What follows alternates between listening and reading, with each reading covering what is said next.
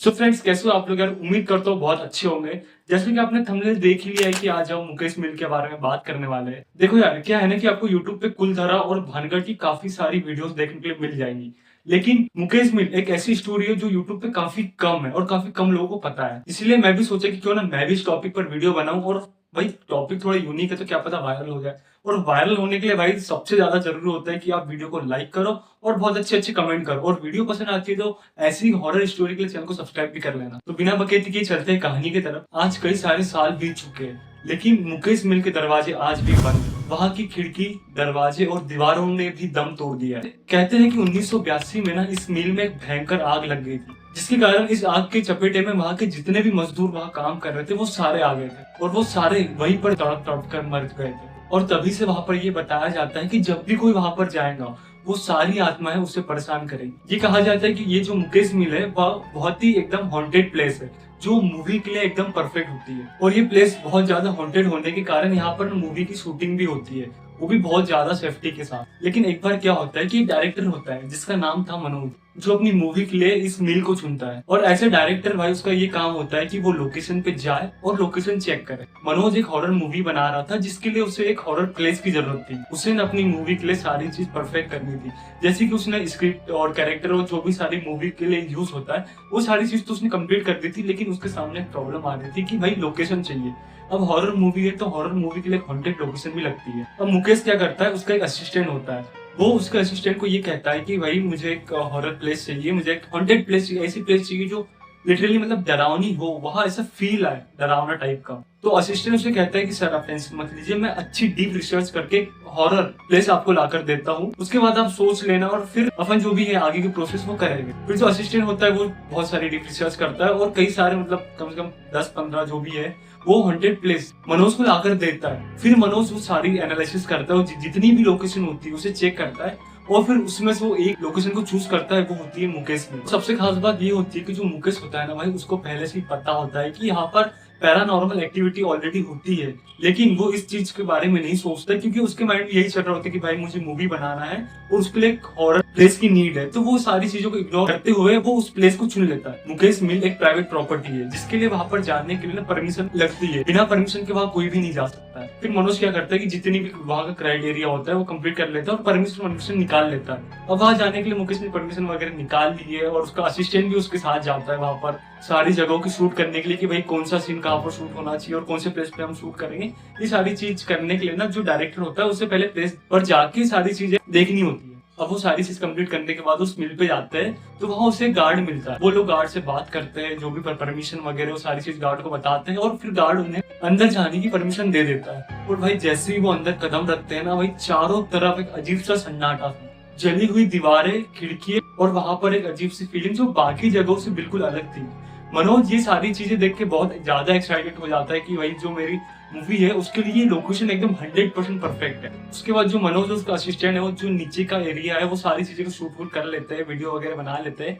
उसके बाद जो उसका असिस्टेंट होता है उसे कहता है कि भाई अपना तो जो नीचे का काम है वो तो हो गया, अब तू लेफ्ट वाली बिल्डिंग में ऊपर की साइड जाकर पूरी शूटिंग कर ले और मैं राइट वाली बिल्डिंग में जाके सारा शूट निपटाता हूँ। अब जब ये लोग गार्ड से मिलते हैं ना तब गार्ड इन्हें बता देता है कि भाई ये एक हॉरर प्लेस है, यहाँ पर अजीब सी घटनाएं होती रहती है। तो उसके असिस्टेंट के माइंड में वही चलते रहता है और वो मुकेश से कहता है कि सर मैं अकेला यहाँ नहीं जाऊंगा। फिर मुकेश उससे समझाता है कि भाई तू क्या गार्ड की बातों पर भरोसा कर रहा है, ये सारी चीजें ना फिल्मों में ही अच्छी लगती है, रियल लाइफ में ऐसा कुछ भी नहीं होता है। मनोज उससे पूरा अच्छे समझा देता है और फिर जो असिस्टेंट होता है वो भी समझ जाता है और सारी चीजें भूल कर अपने काम के ऊपर ध्यान देता है। फिर दोनों अपने अपने काम पे चले जाते हैं और मुकेश ऊपर जाकर जो भी शूट है ऊपर का वो कर लेता है। फिर जैसे शूट खत्म होता है वो जाने के लिए देखता है, उसे ऐसा लगता है कि भाई पीछे से ना उसे कोई आवाज दे रहा है। मनोज आवाज सुनता है और पीछे देखता है, तो पीछे देखता है तो भाई पीछे ना उससे एक परछाई दिखती है। फिर मनोज सोचता है यार यहाँ पर तो किसी को आना अलाउ नहीं है, फिर ये आदमी कौन है। वो जैसे ही उस आदमी के पास जाता है वैसे ही अचानक से लेफ्ट वाले बिल्डिंग से उसके असिस्टेंट की जोर से चिल्लाने की आवाज आती है। मनोज ये सुनकर दौड़ते हुए अपने असिस्टेंट के पास जाता है। वो देखता है कि जो उसका असिस्टेंट है वो हवा में ही पैर उड़ा रहा है, अपने ऐसे हाथ मार रहा है, भाई क्या हो गया। और वो ये चिल्ला रहा है कि मुझे छोड़ दो, मैं आपकी कोई हेल्प नहीं कर सकता। और वो बहुत जोर जोर से चिल्ला रहा है। मनोज ये सारी चीजें देखता है और थोड़ा शॉक में हो जाता है कि भाई होता है ना यार, तुम लोग कहीं जा रहे हो और जो तुम्हारा फ्रेंड होता है वो अचानक से ऐसी हरकतें करने लग जाए तो एकदम से अचानक शौक लगता है कि भाई ये क्या कर रहा है। उतने में ना गार्ड भी वहां दौड़ते हुए आता है और वो गार्ड और मनोज दोनों मिलकर उसे समझाते हैं और शांत करते हैं कि भाई तू शांत हो जा, क्या हो गया तेरे को। दोनों समझाते हैं और उसके बाद उसे एक जगह पे बिठाते हैं और पूछते हैं कि भाई मतलब तू अचानक ऐसा क्या हो गया तेरे साथ, मतलब क्या हो रहा है तेरे को। असिस्टेंट उन्हें बताते हैं कि भाई मुझे बहुत सारे लोग दिख रहे हैं जले हुए, जो जल रहे हैं वहां पे, और अजीब सी बदबू आ रही, जैसे कोई जानवर सड़ जाता है ना मरने के बाद, वैसी वहां अजीब सी स्मेल आने लग गई थी। और वो सारी आत्मा उससे ये कह रही थी कि मुझे बचाओ, हम यहाँ चल रहे हैं, हमारी मदद करो। गार्ड ये सारी चीज सुनकर बहुत ज्यादा डर जाता है और उन्हें बोलता है कि सर आप यहाँ से जितना जल्दी हो सके निकल जाओ। पर जो मनोज होता है वो इस सारी बातों को ऐसे ही मान लेता है कि चलो भाई, इससे जो गार्ड है उन्होंने पहले से ही बता के रख दिया था कि यहाँ पर कुछ पैरानॉर्मल जैसी कुछ चीज होती है, तो हो सके जो इसका माइंड में चल रहा था वही इसे दिख रहा है, वो उसे नॉर्मल लेता है, ना कि कुछ सीरियस लेता है।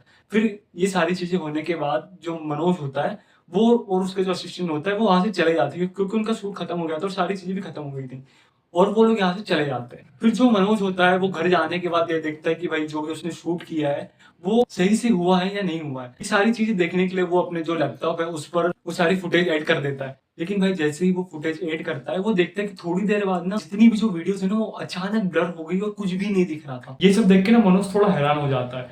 उसके थोड़ी ही देर बाद जो फुटेज है उसमें से अचानक आवाज आती है कि तुमने गलती कर दी है। ये आवाज सुन के मनोज भाई अभी तक तो नहीं डरा था, पर आवाज सुनने के बाद वो हल्का सा डर जाता है कि भाई यार ये क्या हो गया, आवाज कैसी आ रही है, जबकि वहां कुछ आवाज थी नहीं, ना मनोज ने कुछ ऐसी आवाज सुनी थी वहां पर लोकेशन पर। फिर ये यहाँ फुटेज में आवाज कैसी आ रही है। इसके थोड़ी ही देर बाद जितनी भी सारी फुटेज होती है ना वो फिर नॉर्मली अपने हिसाब से अच्छे से चलने लग जाती है।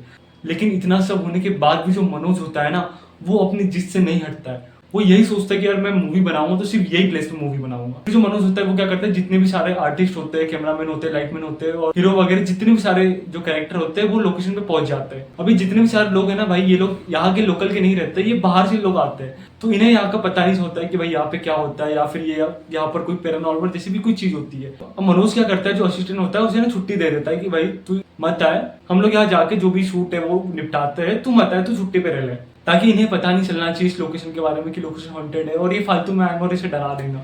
ये सारी चीजों के कारण जो मनोज होता है वो इसे कुछ भी नहीं बताता है। फिर जब ये लोग लोकेशन पे जाते हैं, और लोकेशन पे नाइट के टाइम में जाते हैं, दिन के टाइम में शूट नहीं करते, नाइट के टाइम में शूट करते हैं, तो जब ये लोकेशन पे जाते हैं सेटअप वगैरह लगाते हैं तो वो एक चीज फील करते हैं कि जो सेटअप है उन्हें लगाने में ना बहुत प्रॉब्लम आ रही है, मतलब कुछ गड़बड़ हो जा रहा है, जैसे लाइट चालू नहीं हो रहा है, शॉर्ट सर्किट हो जा रहा है, जनरेटर चालू नहीं हो रहा है, ये सारी प्रॉब्लम ना वो फेस करते हैं। लेकिन उसके बाद भी जो मनोज होता है वो इन्हें कुछ भी नहीं बताता है। फिर जैसे तैसे बहुत ट्राई करने के बाद सारा सेटअप लग जाता है। अब सारा सेटअप तैयार हो जाता है, जो भी कैरेक्टर स्क्रिप्ट वगैरह जो है वो सारी चीजें सबको पता चल जाती है कि हाँ मुझे ये कैरेक्टर करना है, और हीरो को भी पता हो जाता है कि हाँ मुझे इस हीरोइन को किडनैप करना है। वहां क्या होता है, किडनैप करने वाला सीन चलता है कि जो हीरोइन है उसे किडनैप करना होता है, और वो हीरो उसे किडनैप करके इस हॉन्टेड लोकेशन पे रखता है। अब जैसी सारी चीजें क्लियर हो जाती है वैसे अचानक जो जनरेटर है उसमें शॉर्ट सर्किट हो जाता है, और वहां की जितनी भी लाइट है वो सारी चीज अंधेरा हो जाता है, सब दूर एकदम अंधेरा हो जाता है। मनोज जो होता है वो अपनी जगह पे खड़े रहता है। फिर अचानक अंधेरे में एक आवाज आती है कि भाई राहुल का है, क्योंकि वहां पर सभी लोग होते हैं लेकिन राहुल नहीं होता है। सब अपने फोन का टॉर्च ऑन करते हैं और राहुल को ढूंढने लग जाते हैं। कोई बिल्डिंग के ऊपर जा रहा है तो कोई सेट के आसपास ढूंढ रहा है, लेकिन राहुल नहीं मिलता है। फिर अचानक से अंधेरे में मनोज के सामने एक आदमी खड़ा हो जाता है और तेजी से उसका गला पकड़ लेता है, और वो आदमी ने मनोज का गला इतना कस के पकड़ा था कि भाई मनोज के ना मुंह से आवाज भी नहीं निकल रही थी। पूरा जो मनोज होता है वो एकदम मूर्ति टाइप खड़ा हो जाता है, क्योंकि उसको समझ में नहीं आता कि भाई क्या हो रहा है मेरे साथ, या फिर ये आदमी कौन है। एकदम वो आदमी आता है और अचानक उसका गला पकड़ लेता है। लेकिन जब वो आदमी गला पकड़ता है वैसे ही राहुल मिल जाता है, और सभी लोग ना मनोज के पास जाते हैं और देखते हैं कि एक आदमी ने उसका गला तेजी से पकड़ा हुआ है। फिर वो सारे लोग वो आदमी को छुड़ाने की कोशिश करते हैं, लेकिन वो ना मतलब इतने ताकत से, इतने मतलब तेज, इतने कस के उसका जो गला पकड़ा होता है, भाई 6-7 लोग उसका हाथ छुड़वा रहे थे, लेकिन वो फिर भी नहीं छूटता है। बहुत ज्यादा ट्राई करने के बाद जो उसका गला है वो छुड़वाते हैं, और जैसे ही छुड़वाते हैं भाई वो आदमी तेजी से उस सेट से ना दौड़ते हुए बाहर चला जाता है। सब होने के बाद इन सभी लोगों के साथ भी वैसे ही होता है जैसे उस असिस्टेंट के साथ हुआ था। इन सभी लोगों को अचानक दिखता है कि फैक्ट्री में आग लग गई है और लोग जल रहे हैं, और जलने के बाद तड़प तड़प उनके बोल रहे कि हमें बचाओ, हमारी मदद करो। सभी लोग ये देखकर बहुत ज्यादा डर जाते हैं, और मनोज तो भाई लिटरली बहुत ही ज्यादा डर जाता है, क्योंकि मनोज ने सारी चीजें इन लोगों से छुपाई। फिर मनोज कहता है कि यहाँ से जितना जल्दी हो सके हमें निकलना होगा। लेकिन वहां पर कुछ तो ऐसा था जो उन्हें वहां पर रोक रहा था, पर उन सभी की किस्मत अच्छी थी और बहुत मेहनत करने के बाद वो सभी लोग यहाँ से सेफली बाहर निकल जाते हैं। ये सारे लोग यहाँ से निकल तो जाते हैं, लेकिन एक चीज क्लियर हो जाती है कि मुकेश मिल में कुछ तो ऐसा है जो बाकी जगहों से बिल्कुल अलग है। बाकी वीडियो कैसी लगी कमेंट में जरूर बताना, और वीडियो अच्छी लगी तो वीडियो को लाइक और ऐसे ही हॉरर स्टोरी के लिए हमारे चैनल को सब्सक्राइब भी कर लेना। मिलते हैं ऐसी नेक्स्ट वीडियो में।